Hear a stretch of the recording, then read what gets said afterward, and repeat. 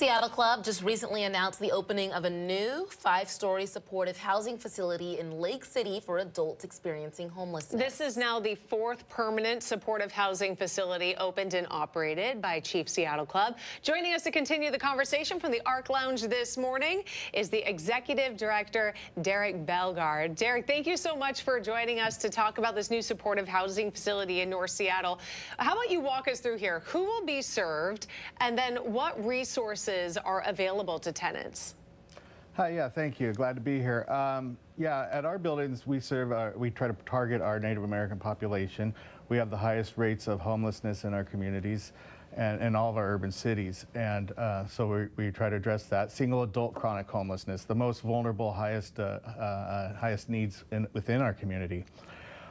So we try to get them housed first.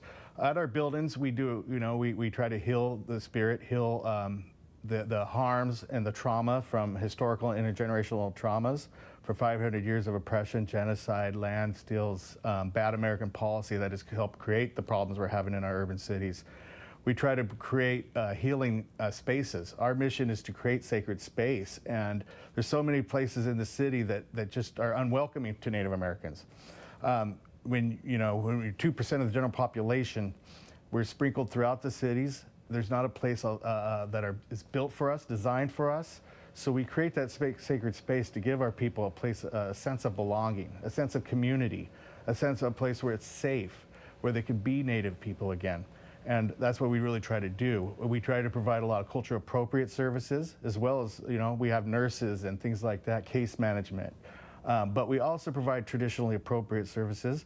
We have ceremonies, talking circles, gatherings. We have sweat lodge. We have a lot of traditional services that we know that it's going to be beneficial to bring our people back to health. And it's very vital to create that space. It's nice that you've created a welcoming space with their traditional practices as well. Derrick, as we mentioned before, Chief Seattle Club has 4 housing facilities now. Can you tell us what some of the tenants' experiences are like at the facilities, and do you have any success stories to share? Yeah, like I said, we are dealing with some high acuity, high needs. Throughout the industry, there's a lot of issues that are happening in permanent supportive housing. We do the best we can. We're not a clinical program. We're not a clinical, 24/7 type of psych, type of meds and that type of thing. But we have case management, we have round-the-clock services. We do have, a lot of success stories. There's a couple of our staff we've hired from our buildings who now are actually functioning, doing well.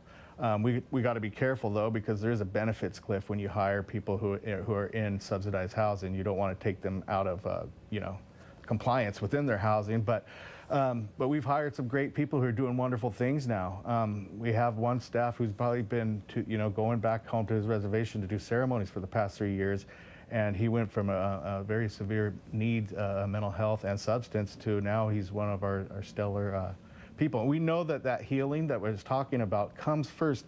You can't heal people who are in survival mode, who are chronically homeless. You got to get people stabilized first. And so that's what our buildings do. It gives us a chance to actually get in there and do the deeper, meaningful work. Housing is just one step of the whole spectrum of healing. It's also no secret the homelessness crisis is a very top issue, not just in Seattle, but many cities across Western Washington. What is the mission of the Chief Seattle Club, and how does it aim to make an impact on homelessness across King County? Yeah, so the mission of Chief Seattle Club is to create that sacred space, to nurture, affirm, and strengthen the spirit of our urban Native people. It's not about housing people or clothing people. It's about that connecting again, that space, that place of belonging. One of the worst experiences that anybody could feel is isolation and alone. And most people who are chronically homeless, that's what they do. Society seems to look right through them, right? And they don't even belong. They don't even there. Being the historical traumas that we have even make it worse for our Native people. So our mission is to create that sacred space. In our urban cities throughout the country, Native Americans usually tend to have the highest disparities on many issues, and homelessness one. In King County, just a few short years ago, we were 2% of general population, but we made up 30% of single adult chronic homelessness. That's an absurd disparity. So that's what we're trying to tackle. That's what we're trying to address. We have a 5-year strategic plan now to actually add more buildings to our portfolio over the next 5 years. And in 5 years, we can actually say we're at functional zero with single adult chronic homelessness. Actually go from the highest disparity, the grossest disparity, to actually solving it, addressing it for our community. You're providing a space and an important need for so many people who need it. Derrick, just one more question for you. For people who are experiencing homelessness, who are a part of the urban native population, how can they seek housing with you all? How can they find more information?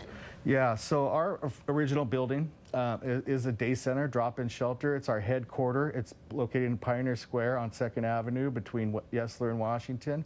Come on down. And that's where we're not just a social service organization where you can get an assessment to figure out your needs. We're also a social hub, like I said, to create that sacred space. So it's a place where you can come around and be around other natives, learn other community members, and get involved and get a healthy network of people. Awesome. Thanks so much for coming in and sharing with us. I love the success stories me too. that he shared. Hearing some of those turnaround, I mean, amazing work. Thank you so much, Derrick. You're welcome. And the social hub. Yes. It's good to mingle with like-minded people, people who are like you. And to build the connection, which I thought was an important thing you pointed out there. Still